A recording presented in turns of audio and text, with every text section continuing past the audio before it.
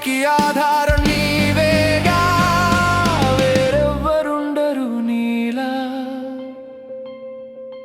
ప్రయత్నించకు పోలికలు వెతుకులాడ, ప్రతి క్షణం నీ కోసమే అనుభవించు. ఈ గడియ నీదే, ఆస్వాదించు. గతాన్ని తలచి దిగులు పడకు, భవిష్యత్తు హల్లో కాలం గడపకునే.